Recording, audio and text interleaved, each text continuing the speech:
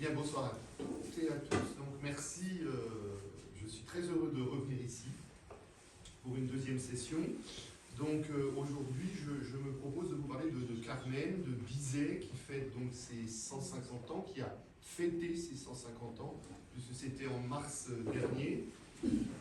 Alors, je voudrais commencer par mon propos, si vous voulez, par tous les articles et toutes les citations qui sont sorties à la suite de la première de Bizet. Je peux vous lire le petit journal. Un silence glacial s'installa après la fin de la représentation. Je peux vous citer le siècle aussi. Gloire au matin, désespoir au soir. Le grelot qui parle vraiment d'égout social. Voilà. La République, ça va vous faire plaisir. Dévergondage Castillon. L'ami du peuple, musique incompréhensible. Et puis, nous avons vu M. Bizet errer dans la capitale et retourner à l'Opéra Comique, affronter les regards méprisants de son équipe. À la suite de la première. Alors attention, elles ne sont pas rares, hein, les œuvres musicales qui sont méprisées dès les premières représentations. Là, la première fois que le célèbre pom pom pom pom, enfin, je pense que vous connaissez ça, retentit dans une salle de concert, c'est le 22 décembre 1808, et c'est un véritable fiasco. Et puis après Bizet, le Sacre du printemps de Stravinsky, qui est joué pour la première fois le 29 mai 1913, eh bien ce Sacre du printemps est rebaptisé par l'Aurore le Massacre du printemps, pour vous montrer donc que ces œuvres musicales qui sont sapées d'entrée de jeu, c'est pas forcément l'exclusivité de Carmen. Mais le paradoxe, si vous voulez, c'est que quand on regarde un petit peu les statistiques de 2024, éditées par un site anglais qui s'appelle Bashtrack, on peut voir que l'opéra de Carmen, de Bizet, est le second, le plus joué encore aujourd'hui au monde, d'accord, derrière La Flûte enchantée, on peut le voir ici, devant Madame Butterfly de Puccini, Verdi, Puccini qui est énormément joué, voilà, et le 6e compositeur le plus joué, ceci s'expliquant par le fait que Bizet n'a pas fait beaucoup d'opéras. Donc voilà, il est en 6e position, mais c'est toujours aujourd'hui l'un des 3 opéras les plus joués au monde. Donc Carmen était donnée déjà 6 ans après sa création dans 15 villes sur 3 continents. J'ai relevé qu'en 1907, le public se livre devant le théâtre de Sao Paulo à une bataille de rue qui fit plusieurs morts pour avoir les tickets d'entrée pour assister au Bizet de Carmen. Carmen de Bizet. Certaines personnes n'avaient pas pu obtenir de billets. Donc il existe donc bien un cas. Il existe un cas Carmen, si vous voulez, dans l'histoire de la musique classique. Et c'est ce qu'il faut se poser comme question, c'est pourquoi l'opéra Carmen exerce-t-il une telle fascination en cette année du 150e anniversaire de la création de cet opéra.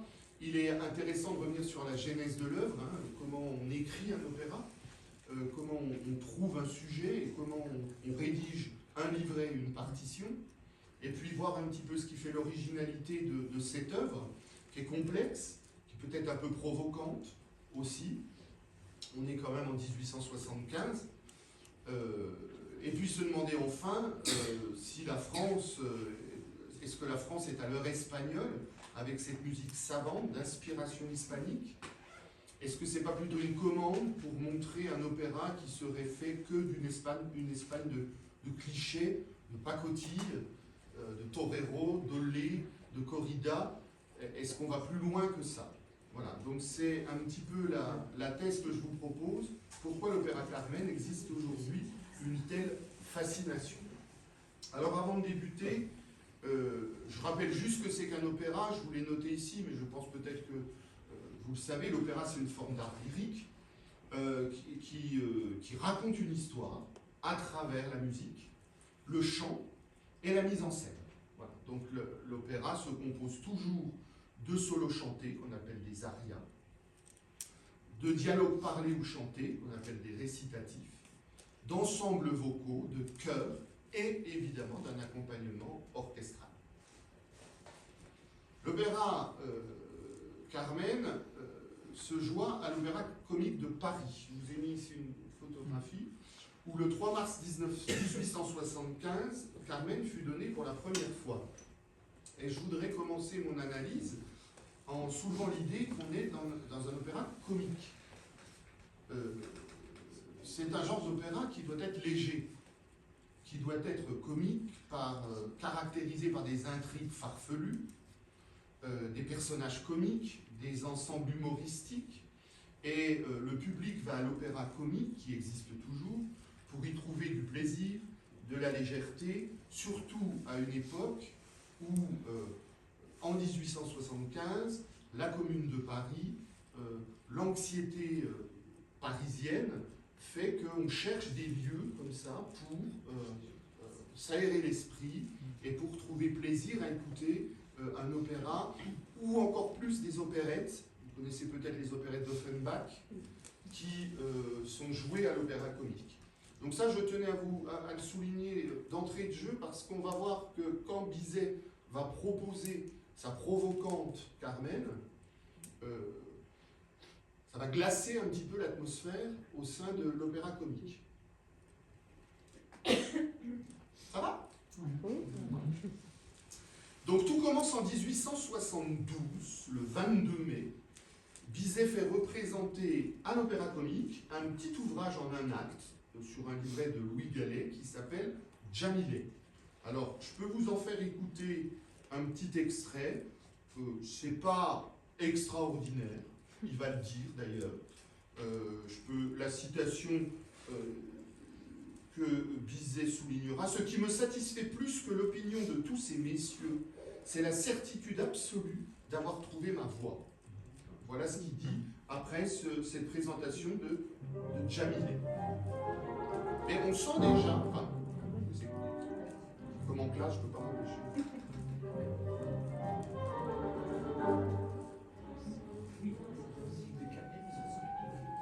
On sent déjà quelque chose quand même. On est en 1872. Vous voyez là ?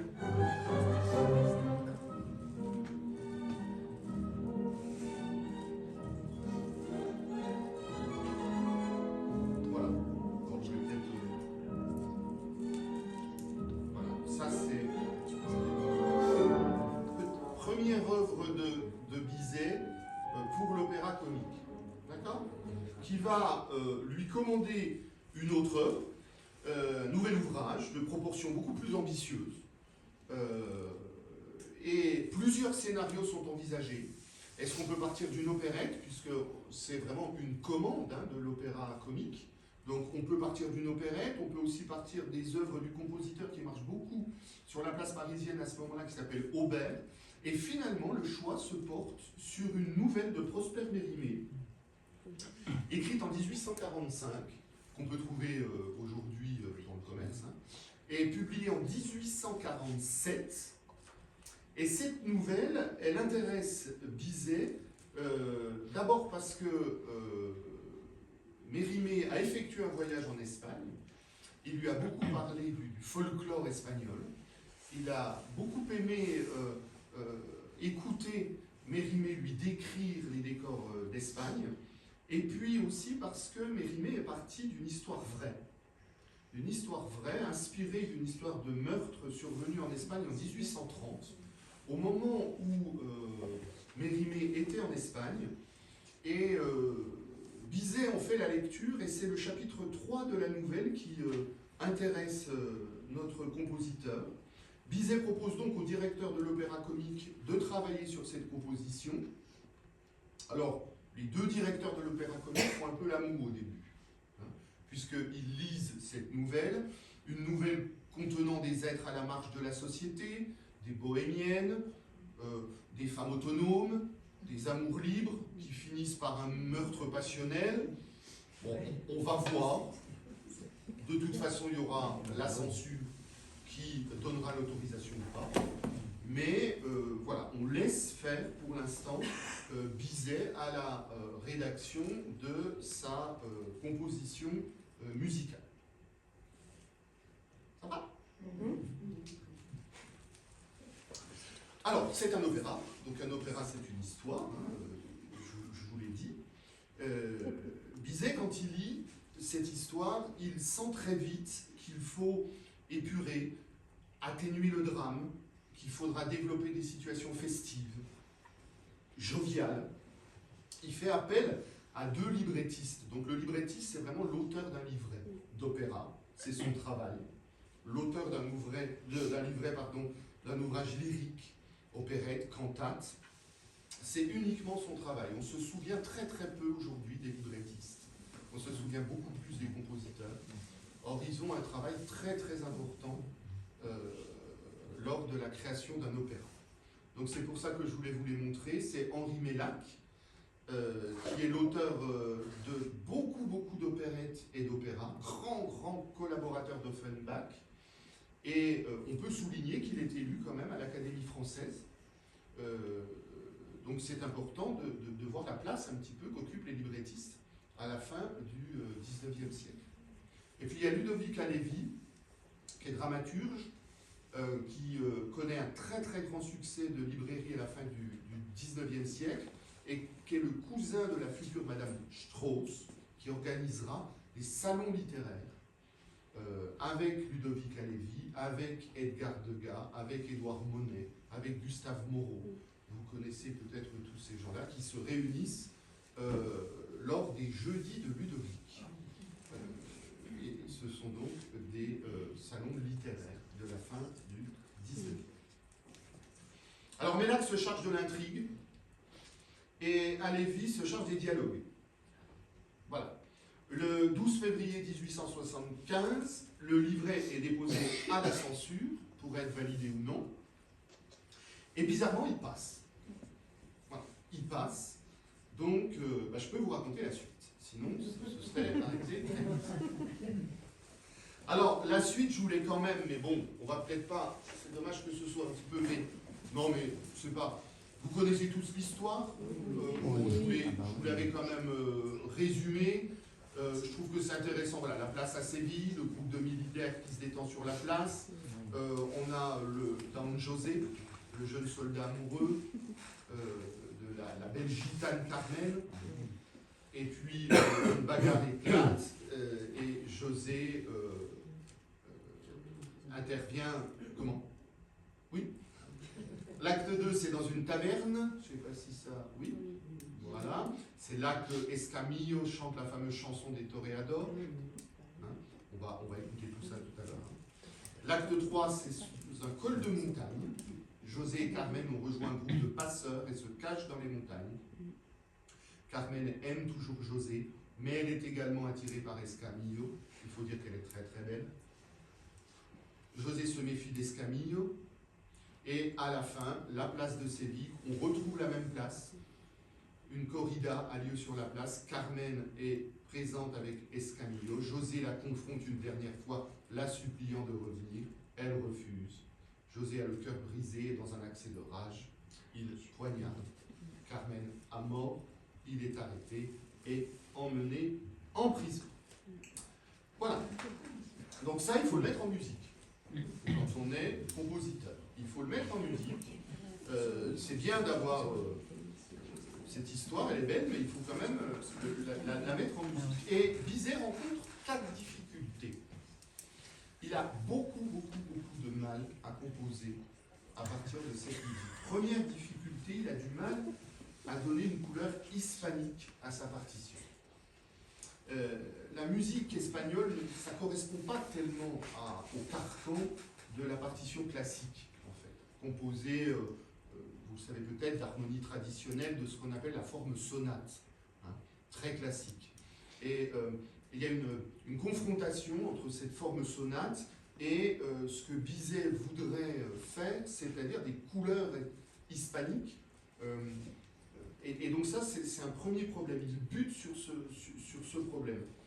Ensuite, second problème, il doit sans cesse, pour coller à l'histoire, et pour coller également à l'opéra comique et au livret, faire contraster musique tragique et musique plus légère, si vous voulez.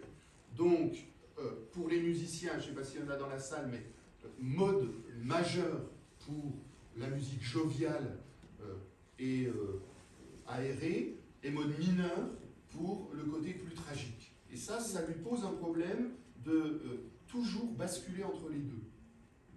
Troisième problème, il doit réduire son orchestre tout le temps pour respecter l'équilibre dans la nouvelle et dans la proposition d'Halévy. Il y a des scènes de foule très importantes dans Carmen. Et donc il doit absolument réduire son orchestre entre scènes de foule avec un orchestre très très important et scènes beaucoup plus intimistes dans lesquelles les solistes passent au premier rang. Voilà.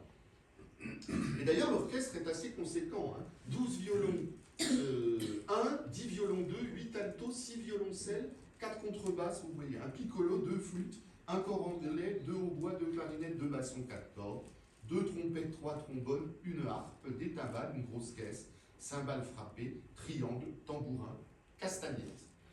On peut remarquer, mais je vous en parlerai tout à l'heure, qu'il n'y a encore pas la présence de la guitare. Très importante en Espagne. Bizet a donc du mal à finir son œuvre. Au printemps 1874, il va louer une maison à Bougival, c'est dans l'ouest parisien. Il va s'y installer, il va essayer de retrouver l'inspiration, et puis il a vraiment, vraiment du mal. Alors il joint ses deux librettistes, et il va demander à ces deux librettistes, Henri Mellac et Ludovic Halévy, de rajouter 2 personnages à la nouvelle de Mérimée. Il va rajouter Micaela, la fiancée de Don José, laissée au pays, et puis Escamillo, le toréador, le nouvel amant de Carmen. Donc, il va essayer de composer, en fait, de faire d'un duo un quatuor en musique. Ça va? Dans la partition, 1200 pages, donc c'est déjà une bonne partition. Elle est renfermée à la BNF. Et je ne vous l'ai pas mis dans le PowerPoint, mais je l'ai regardé sur Internet. On voit beaucoup de coupures, de ratures, d'ajouts. Il a beaucoup souffert pour composer cet opéra.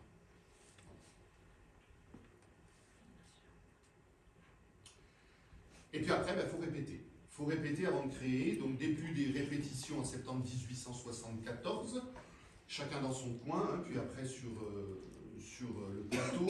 Alors le metteur en scène sera Charles Ponchard, pas connu du tout, metteur en scène de l'opéra comique, qui travaille uniquement pour l'opéra comique, donc il est à la mise en scène. Le 18 janvier 1875, les 4 actes sont enchaînés.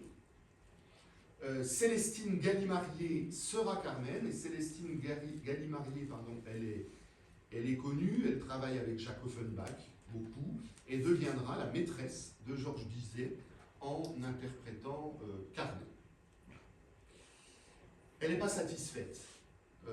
Galilée mariée, il y a 13, elle fait réécrire 13 fois son entrée à Bizet.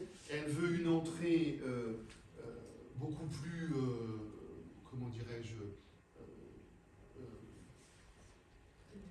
tonitruante, voilà, merci, beaucoup plus, avec des corps, avec des cuivres. Alors, ça deviendra la fameuse habanera, c'est ça? Habanera. Voilà, donc on va l'écouter tout à l'heure, mais c'est quand même très difficile, hein, ces répétitions, qui s'étendent de septembre 1874 au 3 mars 1875. Et ça y est, le 3 mars 1875, la première de Carmen a lieu à l'opéra comique. Alors une petite anecdote, c'est un funeste chiffre ce 3 pour Bizet, puisque Carmen est donc créée le 3e mois de l'année, le 3 mars, le 3-3. 3 mois plus tard, le 3 juin, Bizet succombe à une rupture d'anévrisme. Au moment où Gallimarié chante pour la 33e fois de l'année le Carmen, et la légende veut que Bizet s'éteint et ferme ses yeux au 3e acte de Carmen et Savoie. Voilà. Mais c'est un funeste chiffre. Alors, avant de nous lancer dans l'écoute de l'œuvre et puis un petit peu de rentrer dans la musicologie propre à l'opéra, alors là, je ne sais pas ce que j'ai fait. Voilà. Je voulais juste vous présenter les tessitures des 4 personnages principaux. Alors, les tessitures, vous les voyez, hein, on va donc, Carmen, c'est le mezzo-soprano.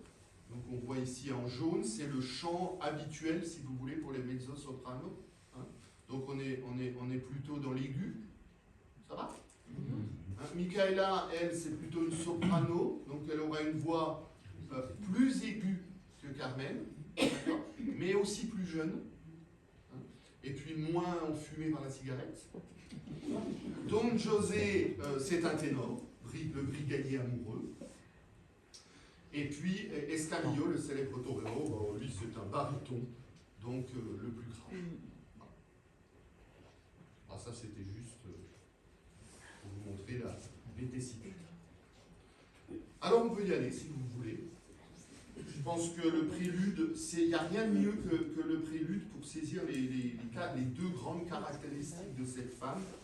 Alors, il y en a plusieurs, mais il y en a vraiment 2 très importants pour cette femme, Carmen. C'est une femme libre, mais c'est aussi un destin tragique, hein, puisque je vous ai un tout petit peu tout à l'heure fait le résumé de la fin de l'histoire. Alors ce prélude, il se décompose, vous le voyez, en 6 phases. Alors je ne veux pas trop vous embêter avec ma musicologie, mais quand même. La première phase, c'est ce qu'on appelle la corrida. Donc là, elle donne à entendre 2 thèmes, cette corrida. Le premier thème, Nietzsche disait que c'était un magnifique tapage de cirque, très joyeux, très bondissant, avec des flûtes, des cymbales, qui est joué fortissimo, donc qui est joué quand même fort, hein, d'accord, avec un tempo allegro gracioso, donc tout ça est très rapide, hein, en la majeur. On l'écoute? Oui. Bon, vous le connaissez tous. Oui.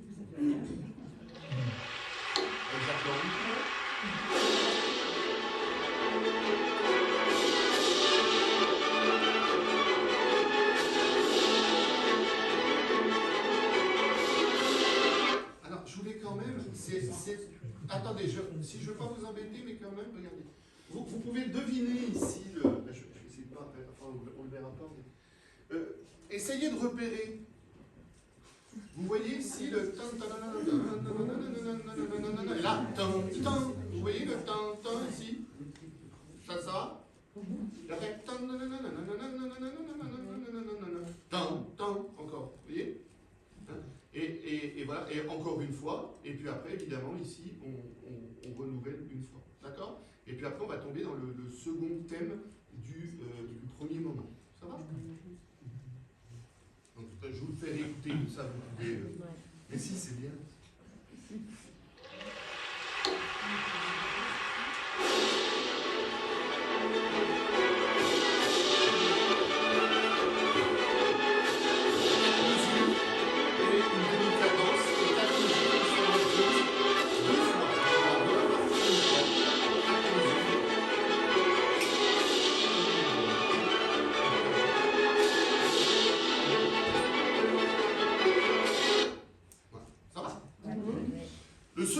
Juste après, joué par les bois et les violons, moins bruyant, de nuances piano, qui prend le caractère un petit peu d'une danse, mais toujours jovial et enjoué. Hein. On n'est pas dans la tristesse, on n'est pas dans la tragédie.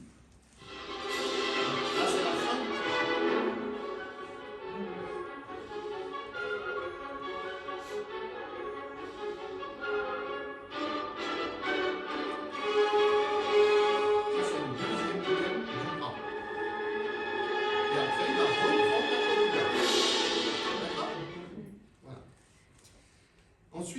Le fameux thème du toréador, thème joué par les cordes en fa majeur, donc le célèbre air du toréador qui représente le personnage fier de Escamillo, que vous connaissez aussi, je crois.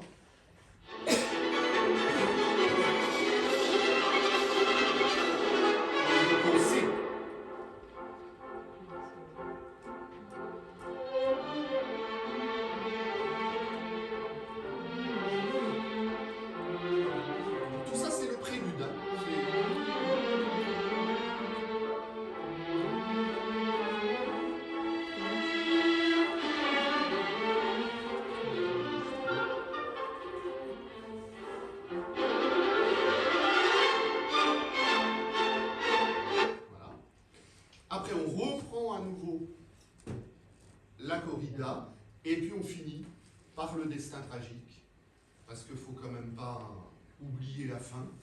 Andante moderato, donc très léger, très inquiétant, très frissonnant.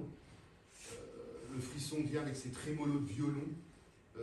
Destin funeste de Carmen, on n'est pas très très loin d'une marche funèbre. Et vous l'aurez compris, je vous l'ai dit tout à l'heure, on bascule donc en mineur, avec ce ré mineur, cher aux tragédies, et on le retrouve beaucoup chez Schubert, par exemple, on le retrouve beaucoup chez Chopin.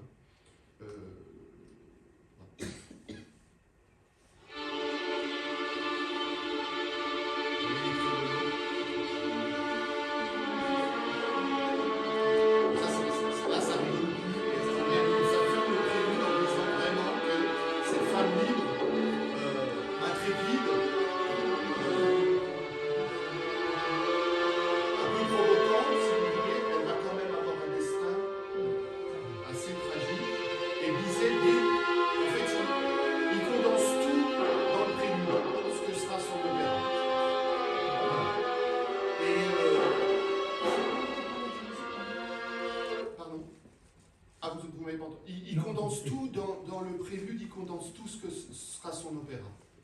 Voilà. Donc le prélude, c'est vraiment le portrait musical d'une femme libre, avec cette corrida, avec cette jovialité, ce toréador, ces arènes, cette Espagne vibrante, mais avec un destin qui sera tragique. Ça va ? Donc il faut écouter Bizet décrire son héroïne. Je me permets de le citer. Sa peau, d'ailleurs parfaitement unie, approchait fort de la teinte du cuivre. Ses yeux, c'est pour ça que j'ai choisi aussi, je ne vais peut-être pas revenir au début, mais vous vous souvenez du tableau que j'avais. J'ai essayé de le rapprocher le plus de ce que disait Bizet. Ses cheveux, peut-être un peu gros, étaient noirs à reflets bleus comme l'aile d'un corbeau, long et luisant. C'était une beauté étrange et sauvage. Une figure qui étonnait d'abord, mais qu'on ne pouvait oublier. Seule la musique espagnole pouvait correspondre à ma Carmen. On remarque bien d'ailleurs qu'il efface complètement les librettistes et que ça devient sa Carmen et qu'il est beaucoup plus dans la lumière que ces deux librettistes qu'il a pourtant appelés au secours. Donc,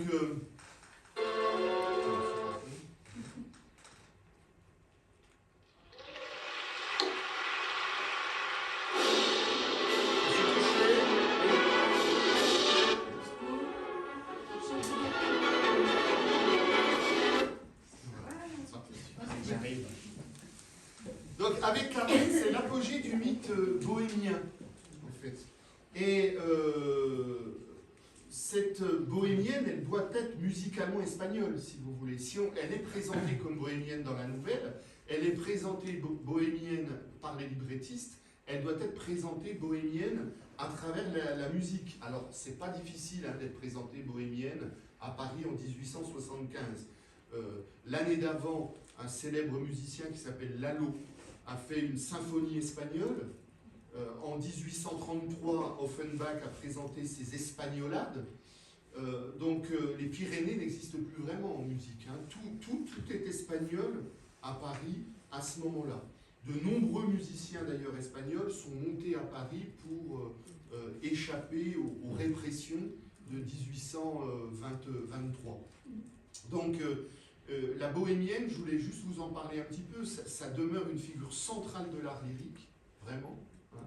Et elle est très importante chez Bizet, parce qu'elle est appelée d'ailleurs Zingara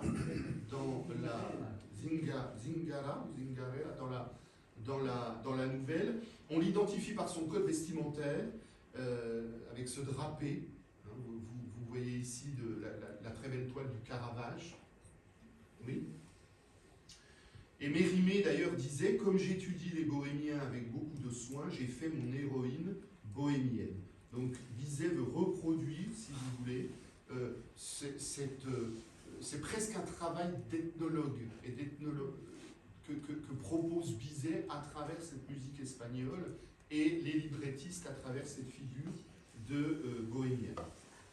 Voilà. Donc on voit ici que la bohémienne proposée par Bizet et les librettistes reprend cette idée de cette bohémienne qui lit l'avenir, mais qui en profite également pour lui dérober discrètement la bague qu'il a au doigt. D'accord ? Donc toujours cette espièglerie, cette provocation, et puis dans la nouvelle de Mérimée, d'ailleurs, j'ai repéré que Carmen dit « Allons, allons, vous voyez bien que je suis bohémienne, voulez-vous que je vous dise la Badji, la bonne aventure ?» Avez-vous entendu parler de la Carmencita? C'est moi. Voilà, c'était l'idée que c'est vraiment à travers Carmen l'apogée du mythe bohémien. Alors, il ne faut pas oublier quand même que ça reste une tragédie et on joue à l'opéra comique. Mais l'histoire est telle qu'à la fin, Carmen décède et ça va poser problème à pas mal au public qui voit cette femme comme ça mourir d'un coup de couteau à la fin d'un opéra. On n'a pas forcément l'habitude, encore une fois, à l'opéra comique, d'assister à ce genre de représentation. Donc on lui a dit à Bizet, on l'a dit aux librettistes,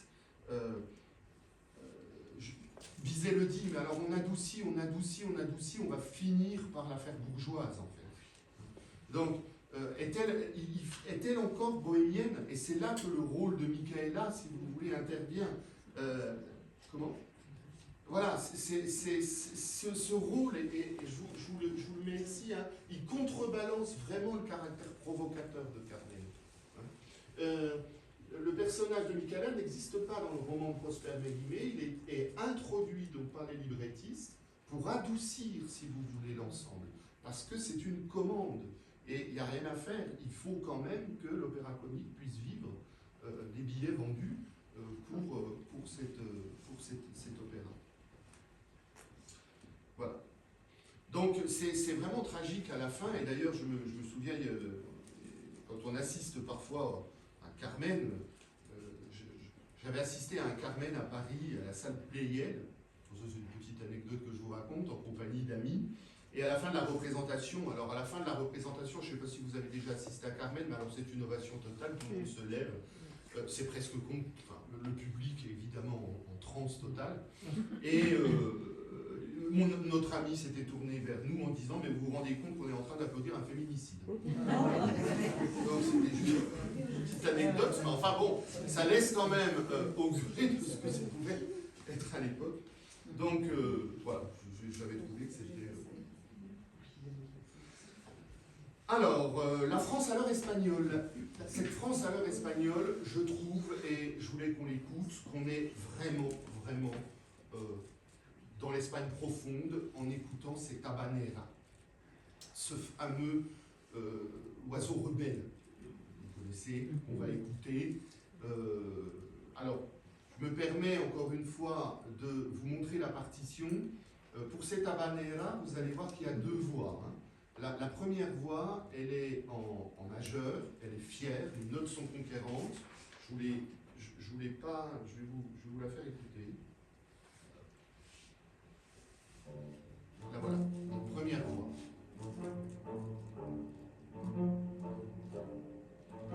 Alors, vous entendez cette première voix? Alors, cette première voix, ça s'appelle un ostinato. C'est-à-dire que, alors, ça, je pense que vous connaissez bien ça, parce que ce sera repris 50 ans après par le fameux Ravel dans son Boléro. C'est-à-dire un procédé de composition musicale qui consiste en une formule rythmique. Tant, tant, tant, tant, tant. Alors, on pourrait, si on avait le piano, le tant, tant, tant. Alors, on les voit très bien ici. Hein, vous les voyez, ça se bouge. Tant, tant, tant, tant, tant, tant, tant. D'accord? Donc, ça ne cesse de... Et ça, quand on rentre à la maison,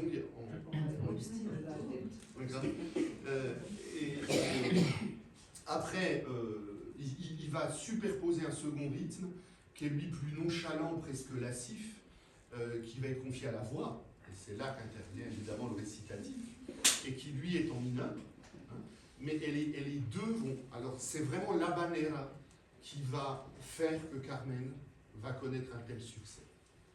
Voilà. c'est cette rencontre, toujours, et s'il faut que vous reteniez quelque chose, c'est vraiment ça, cette rencontre entre le tragique et le provoquant, et le jovial, et tout dans un seul et même opéra.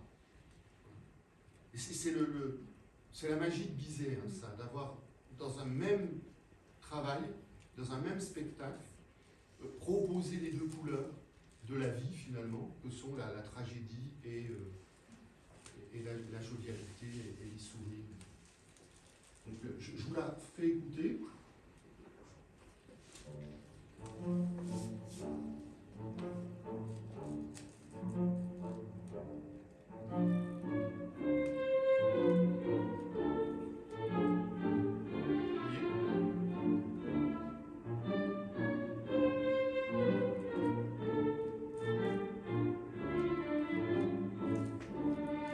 Alors ça, c'est exactement ce que voulait Gallimard pour rentrer. Je vous ai dit tout à l'heure qu'elle avait fait travailler 13 fois. Le pauvre Bizet, on ne peut plus. Donc, il va, et il faut le savoir, il est en panne d'inspiration face à cette femme qui commence à devenir sa maîtresse d'ailleurs. Donc, une fois, 2 fois, 11 fois, 12 fois. À la 13e fois, il va pêcher quelque part. Il va chez un compositeur espagnol qui s'appelle Iradier et qui a écrit une pièce qui s'appelle, pardon pour la prononciation, El Arriguito. D'accord? Et je vous la fais écouter, et normalement, cette pièce, normalement, vous allez reconnaître quelque chose.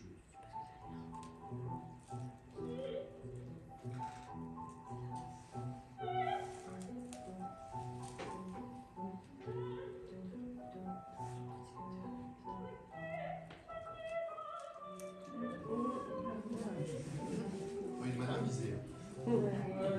Et on ne pouvait plus. Alors là où il n'est pas très sympathique, c'est que la partition que j'ai regardée, elle porte une note de bas de page imitée d'une chanson espagnole. Alors c'est pas très sympa parce que l'auteur était connu. Voilà, donc on n'est pas loin du plagiat. Mais ça a plu à madame. Donc elle était contente. Donc c'est parti comme ça. Voilà. Et maintenant je peux vous la faire écouter.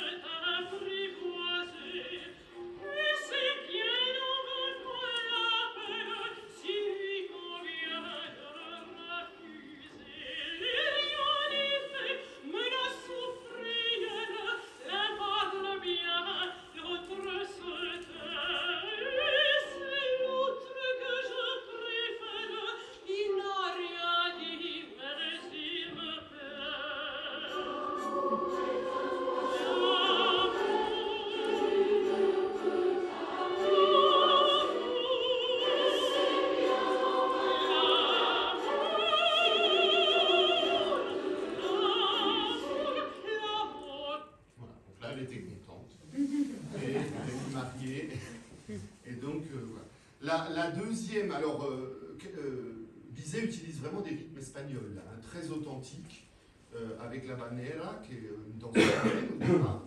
Et voilà, c'est un folklore espagnol qu'on avait vu pour ceux qui étaient là lors de la première conférence, qui seront reproduits après par Di Falla et Albéniz.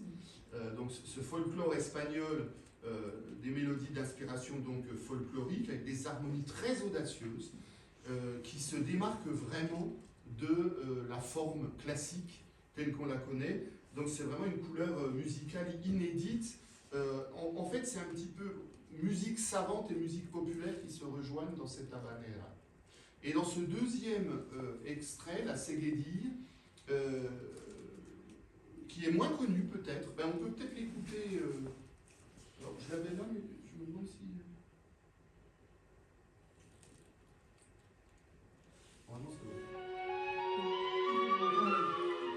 Donc ça c'est la mélodie envoûtante, hein, voilà, sur les remparts.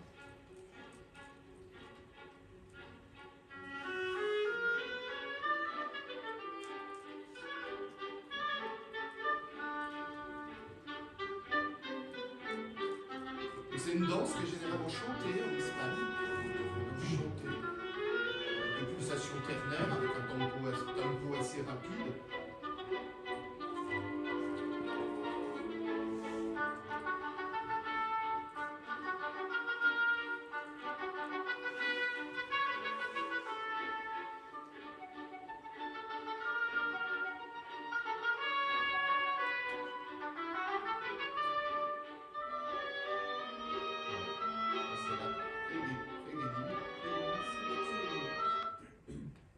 Alors, je voudrais finir.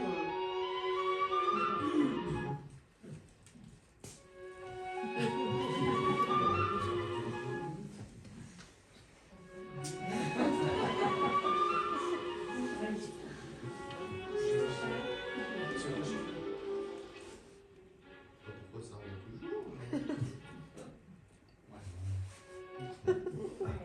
Voilà, je vous avais mis les deux partitions de l'Habanera et de la Seguedille, mais ça, on les a vu tout à l'heure. Voilà, alors, on peut écouter Théophile Gautier. Théophile Gautier, alors, est-ce que vraiment on a reproché à Bizet, on a reproché aux librettistes d'être dans une Espagne de clichés de pacotille, en fait. Cette Espagne importée de cartes postales que tous les spectateurs attendaient à Paris à ce moment-là. Et il faut écouter Théophile Gautier, je vous le cite, il y en a marre de l'Espagne, ce sont presque toujours des contrebandiers, des muletiers, des toréadors qui rencontrent des manolas. Aussitôt on racle des guitares, on fait claquer des castagnettes, et tout le monde d'entrer dans la danse, de se chercher, de s'éviter, de s'agacer, de se rapprocher, jusqu'à ce que les lèvres se confondent et les poitrines s'étreignent. Voilà, Théophile Gautier. Et alors, est-ce que l'Espagne de Carmen répond à cette charge? Oui, on retrouve chez Carmen tous les attributs de l'Espagne énoncés plus haut. C'est une diseuse de bonne aventure, c'est des danses populaires sur des places publiques, les costumes sont colorés quand on regarde l'Espagne, et on est vraiment en Espagne. Mais il ne faut pas oublier, encore une fois, que les musiciens de l'époque composent à partir de commandes, et qu'ils se servent de modèles connus, et qu'ils se servent ils doivent répondre à la demande des théâtres. Voilà. Et les théâtres demandent de l'Espagne à ce moment-là. Les théâtres veulent de l'Espagne. Les théâtres commencent, dans les opérettes, à introduire la guitare, comme Hippolyte Montpoux, qui est caricaturé ici, avec sa guitare. Et voilà, ils sont très nombreux, les musiciens, comme Liszt, par exemple, Franz Liszt, qui va mettre en musique le poème Guitare de Victor Hugo pour s'éloigner de sa Hongrie natale. C'est une commande d'un théâtre parisien. Hippolyte Montpoux, qui va écrire des petites pièces de guitare autour des écrits d'Alfred de Musset, ce qui fera dire à Théophile Gautier encore et toujours, grâce à Montpoux, on est en Espagne jusqu'à Lali. Mantille, Castille, Sérénade, Corée, Guidor, Matador, Limonade. Ce n'est pas Musset qui en est le créateur, c'est Montpoux. Cette Espagne donc des clichés n'a pas sa part dans la musique savante, qui est à l'époque classique, austère, rigide, et c'est sans doute la magie de Bizet d'avoir introduit à la fois la tragédie et à la fois la jovialité dans son opéra, pour faire rencontrer musique savante et musique folklorique. Et l'impact je voudrais finir là-dessus, l'impact de Carmen sur les compositeurs va être considérable. Je vous ai amené deux petites choses, oui, parce que ça va, je suis encore le temps, monsieur. Oui, un petit peu le temps. Classica spécial Carmen, alors ça date, hein. Je l'ai retrouvé juillet-août 2012, mais si vous voulez, vous pouvez le regarder, il est très bien fait, et on titre Une histoire éternelle, parce que là, après, Carmen s'en va dans l'éternité, après 1875. Et puis, Piotr Kaminski, il a fait ça, si je me suis connaissé, c'est une vraie Bible. C'est un peu lourd, on peut mettre pour éviter que les portes se ferment. Mais je peux vous le lire. Des volumes furent écrits sur la perfection de Carmen, admirés par Tchaïkovski, Brahms, Wagner, Richard Strauss, et il serait arrogant de prétendre ajouter une seule parole originale à cette bibliothèque. Donc de nombreux admirateurs, il finit d'ailleurs en le disant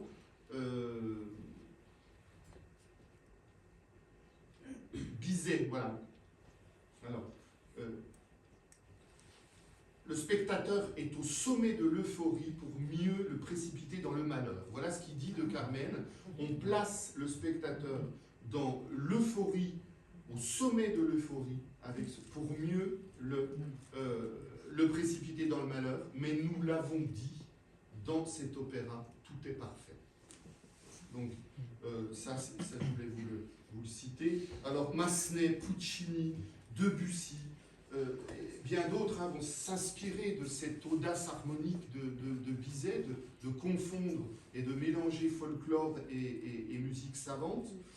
L'œuvre deviendra vraiment un modèle au 19e et au début du 20e. Ravel s'en servira pour son boléro, mais il y en a plein d'autres, on ne va pas les citer. Gustave Mahler, par exemple, qui considère Carmen comme la perfection absolue. Il existe de très nombreuses reprises de Carmen. Alors, je vous en ai sélectionné deux que je voulais vous faire écouter. La première, c'est deux sœurs qui s'appellent les Brigitte et Carmen devient vraiment un modèle et une référence pour toutes les générations. Et alors, ça vaut ce que ça vaut, mais on peut quand même écouter un petit peu. Alors là, maintenant, l'amour est un oiseau rebelle que nul ne peut apprivoiser. Et c'est bien en vain qu'on l'appelle. Si alors, il y en a des centaines. De refuser l'amour. Et puis, on a évidemment l'année suivante, donc là on est en 2012 pour cette audacieuse reprise. Et l'année suivante, Stromae qui va détourner le texte de l'original pour faire une critique des réseaux sociaux et de notre société. On peut l'écouter aussi, mais je pense que vous connaissez. L'amour est comme l'oiseau de Twitter. On n'est plus de lui seulement pour 48 heures. D'abord on s'affinit, ensuite on se follow. On en devient fêlé et on finit solo. Regarde à toi. Et à tous ceux qui vous like, les sourires en plastique sont souvent des coups d'hashtag. Regarde à toi. On va passer là-dessus. Les potes, les followers, vous faites